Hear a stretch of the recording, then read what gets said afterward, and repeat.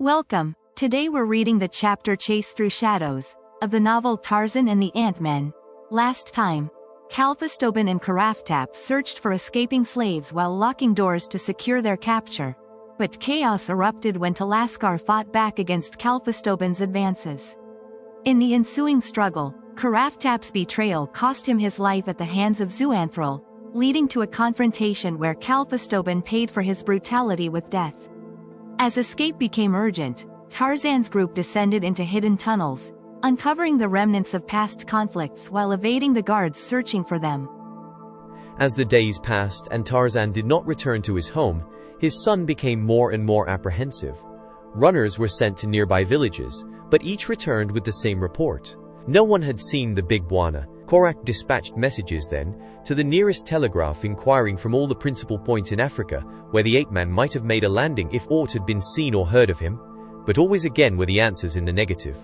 And at last, stripped to G-string and carrying naught but his primitive weapons, Korak the killer took the trail with a score of the swiftest and bravest of the Waziri in search of his father. Long and diligently they searched the jungle and the forest, often enlisting the friendly services of the villages near which they chanced to be carrying on their quest, until they had covered as with a fine-toothed comb a vast area of country, covered it as could have no other body of men. But for all their care and all their diligence they uncovered no single clue as to the fate or whereabouts of Tarzan of the Apes, and so, disheartened yet indefatigable, they searched on and on through tangled miles of steaming jungle or across rocky uplands as inhospitable as the stunted thorns that dotted them. And in the royal dome of El Como El Hago, Thagosto of Veltopismachus, 3 people halted in a rock-walled, hidden chamber and listened to a human voice that appeared to come to them out of the very rock of the wall surrounding them. Upon the floor about them lay the bones of long-dead men. About them rose the impalpable dust of ages. The girl pressed closer to Tarzan. "Who is it?" she whispered. Tarzan shook his head. "It is a woman's voice," said Commodore Florensol. The ape-man raised his candle high above his head and took a step closer to the left-hand wall. Then he stopped and pointed. The others looked in the direction indicated by Tarzan's finger and saw an opening in the wall, a hewel or two above his head. Tarzan handed his candle to Commodore Florensol, removed his sword, and laid it on the floor, and then sprang lightly for the opening. For a moment he clung to its edge, listening, and then he dropped back into the chamber. "It is pitch black beyond," he said. "Whoever owns that voice is in another chamber beyond that into which I was just looking. There was no human being in the next apartment." "If it was absolutely dark, how could you know that?" demanded Commodore Florensol. "Had there been anyone there I should have smelled him," replied the ape-man. The others looked at him in astonishment. "I am sure of it," said Tarzan, "because I could plainly feel a draft sucking up from the chamber, through the aperture, and into this chamber. Had there been a human being there, his effluvium would have been carried directly to my nostrils." "And you could have detected it?" demanded Commodore Florensol. "My friend, I can believe much of you, but not that." Tarzan smiled. "I at least have the courage of my convictions," he said, "for I am going over there and investigate. From the clearness with which the voice comes to us, I am certain that it comes through no solid wall. There must be an opening into the chamber where the woman is, and as we should investigate every possible avenue of escape, I shall investigate this." He stepped again toward the wall below the aperture. "Oh, let us not separate," cried the girl.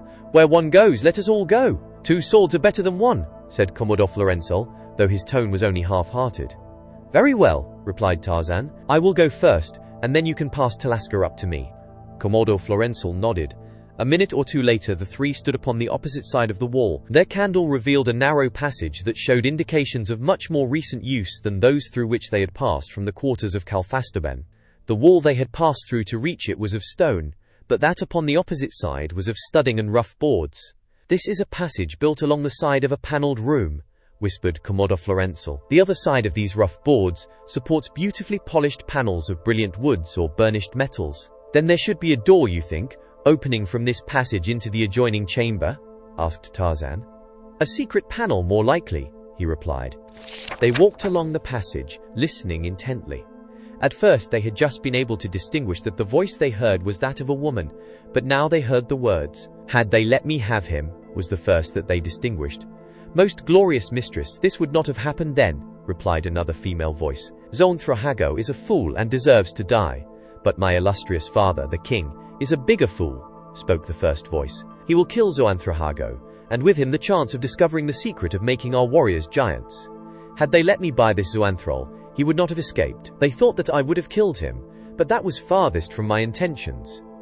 What would you have done with him, wondrous princess? That is not for a slave to ask or know, snapped the mistress. For a time there was silence. That is the Princess Janzara speaking, whispered Tarzan to Komodo Florensal. It is the daughter of El Como El Hago, whom you would have captured and made your princess, but you would have had a handful. Is she as beautiful as they say? Asked Komodo Florensal. She is very beautiful, but she is a devil. It would have been my duty to take her, said Komodo Florensal. Tarzan was silent. A plan was unfolding itself within his mind. The voice from beyond the partition spoke again. He was very wonderful, it said. Much more wonderful than our warriors. And then, after a silence, you may go, slave, and see to it that I am not disturbed before the sun stands midway between the women's corridor and the king's corridor. May your candles burn as deathlessly as your beauty, princess, said the slave, as she backed across the apartment. An instant later, the three behind the paneling heard a door close. Tarzan crept stealthily along the passage, seeking the secret panel that connected with the apartment where the Princess Janzara lay composed for the night. But it was Talaska who found it. Here, she whispered, and together the three examined the fastening. It was simple, and could evidently be opened from the opposite side by pressure upon a certain spot in the panel. Wait here, said Tarzan to his companions. I am going to fetch the Princess Janzara. If we cannot escape with her, we should be able to buy our liberty with such a hostage. Without waiting to discuss the advisability of his action with the others, Tarzan gently slid back the catch that held the panel and pushed it slightly ajar. Before him was the apartment of Janzara, a creation of gorgeous barbarity in the center of which, upon a marble slab, the princess lay upon her back, a gigantic candle burning at her head and another at her feet. Regardless of the luxuriousness of their surroundings, of their wealth, or their positions in life, the Menunians never sleep upon a substance softer than a single thickness of fabric, which they throw upon the ground, or upon wooden, stone, or marble sleeping slabs, depending upon their caste and their wealth. Leaving the panel open, the ape man stepped quietly into the apartment and moved directly toward the princess, who lay with closed eyes, either already asleep or assiduously wooing Morpheus. He had crossed halfway to her cold couch when a sudden draft closed the panel with a noise that might well have awakened the dead. Instantly, the princess was on her feet and facing him. For a moment she stood in silence gazing at him, and then she moved slowly toward him, the sinuous undulations of her graceful carriage suggesting to the Lord of the Jungle a similarity to the savage majesty of Sabor, the lioness. "It is you, Zuanthrol," breathed the princess. "You have come for me?" "I have come for you, princess," replied the ape-man. "Make no outcry, and no harm will befall you." "I will make no outcry," whispered Janzara, as with half-closed lids she glided to him and threw her arms about his neck. Tarzan drew back and gently disengaged himself. "You do not understand, princess," he told her. "You are my prisoner. You are coming with me." "Yes," she breathed. "I am your prisoner, but it is you who do not understand. I love you. It is my right to choose whatever slave I will to be my prince. I have chosen you." Tarzan shook his head impatiently. "You do not love me," he said. "I am sorry that you think you do, for I do not love you. I have no time to waste. Come." And he stepped closer to take her by the wrist. Her eyes narrowed. "Are you mad?" she demanded. "Or can it be that you do not know who I am?" "You are Janzara, daughter of El Kamel Hago," replied Tarzan. "I know well who you are. And you dare to spurn my love." She was breathing heavily, her breasts rising and falling to the tumultuous urge of her emotions. "It is no question of love between us," replied the ape-man. "To me, it is only a question of liberty and life for myself and my companions." "You love another?" questioned Janzara. "Yes," Tarzan told her. "Who is she?" demanded the princess. "Will you come quietly, or shall I be compelled to carry you away by force?" asked the ape-man, ignoring her question. For a moment the woman stood silently before him, her every muscle tensed, her dark eyes two blazing wells of fire, and then slowly her expression changed. Her face softened and she stretched one hand toward him. "I will help you, Zuanthrol," she said. "I will help you to escape. Because I love you I shall do this. Come, follow me." She turned and moved softly across the apartment. "But my companions," said the ape-man, "I cannot go without them." "Where are they?" He did not tell her, for as yet he was none too sure of her motives. "Show me the way," he said, "and I can return for them." "Yes," she replied, "I will show you, and then perhaps you will love me better than you love the other." In the passage behind the paneling, Talaska and Komodo Florensal awaited the outcome of Tarzan's venture. Distinctly to their ears came every word of the conversation between the ape-man and the princess. "He loves you," said Komodo Florensal. "You see, he loves you." "I see nothing of the kind," returned Talaska. "Because he does not love the Princess Janzara is no proof that he loves me. But he does love you, and you love him. I have seen it since first he came. Would that he were not my friend, for then I might run him through." "Why would you run him through because he loves me? If he does," demanded the girl. "Am I so low that you would rather see your friend dead than mated with me?" He hesitated. "I cannot tell you what I mean." The girl laughed, and then suddenly sobered. "She is leading him from her apartment. We had better follow." As Talaska laid her fingers upon the spring that actuated the lock holding the panel in place, Janzara led Tarzan across her chamber toward a doorway in one of the side walls, not the doorway through which her slave had departed. "Follow me," whispered the princess, "and you will see what the love of Janzara means."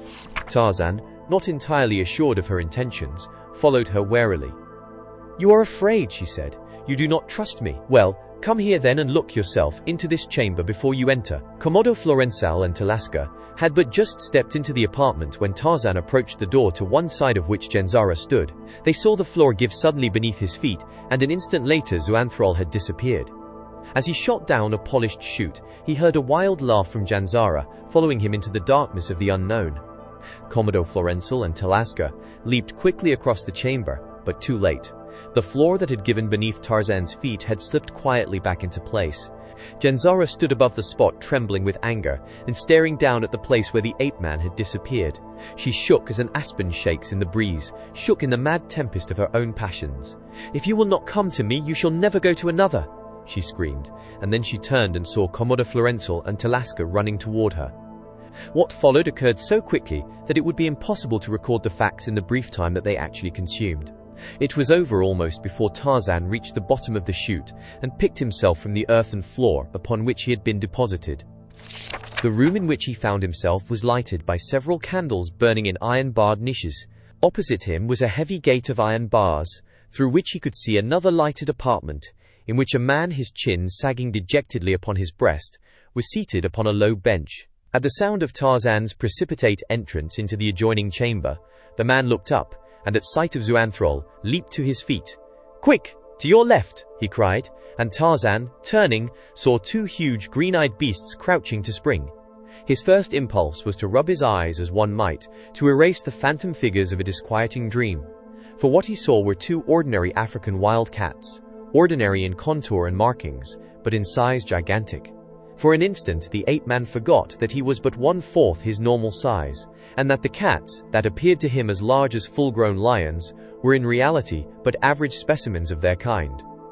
As they came toward him, he whipped out his sword, prepared to battle for his life with these great felines as he had so often before with their mighty cousins of his own jungle. "If you can hold them off until you reach this gate," cried the man in the next chamber, "I can let you through.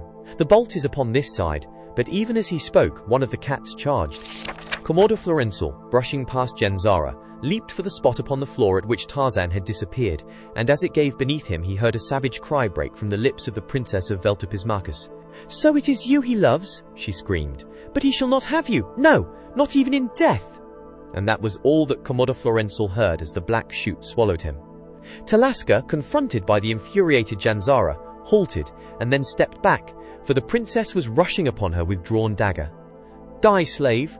she screamed, as she lunged for the white breast of Talaska, but the slave girl caught the other's wrist, and a moment later they went down, locked in one another's embrace. Together they rolled about the floor, the daughter of Elkamwel Hago seeking to drive her slim blade into the breast of the slave girl, while Talaska fought to hold off the menacing steel, and to close with her fingers upon the throat of her antagonist. As the first cat charged, the other followed, not to be robbed of its share of the flesh of the kill, for both were half-starved and ravenous, and as the ape-man met the charge of the first, sidestepping its rush and springing in again to thrust at its side, Komodo Florensal, who had drawn his sword as he entered the apartment of Janzara, shot into the subterranean den almost into the teeth of the second beast, which was so disconcerted by the sudden appearance of this second human that it wheeled and sprang to the far end of the den before it could gather its courage for another attack. In the chamber above, Talaska and Janzara fought savagely, two she-tigers in human form. They rolled to and fro about the room, straining and striking, Janzara screaming, "Die, slave, you shall not have him!" But Talaska held her peace and saved her breath. so that slowly she was overcoming the other when they chanced to roll upon the very spot that had led Tarzan and Komodo Florenzel to the pit beneath. As Janzara realized what had happened, she uttered a scream of terror. "The cats! The cats!" she cried, and then the two disappeared into the black shaft. Komodo Florenzel did not follow the cat that had retreated to the far end of the pit, but sprang at once to Tarzan's aid, and together they drove off the first beast as they backed toward the gate, where the man in the adjoining chamber stood ready to admit them to the safety of his own apartment. The two cats charged and then retreated, springing in quickly and away again as quickly, for they had learned the taste of the sharp steel with which the humans were defending themselves. The two men were almost at the gate. Another instant, and they could spring through. The cats charged again and again, were driven to the far corner of the pit. The man in the next chamber swung open the gate. "Quick!" he cried, and at the same instant, two figures shot from the mouth of the shaft and, locked tightly in one another's embrace, rolled to the floor of the pit directly in the path of the charging carnivores. Did you enjoy today's chapter of Tarzan and the Ant-Men? Why not subscribe and ring the bell?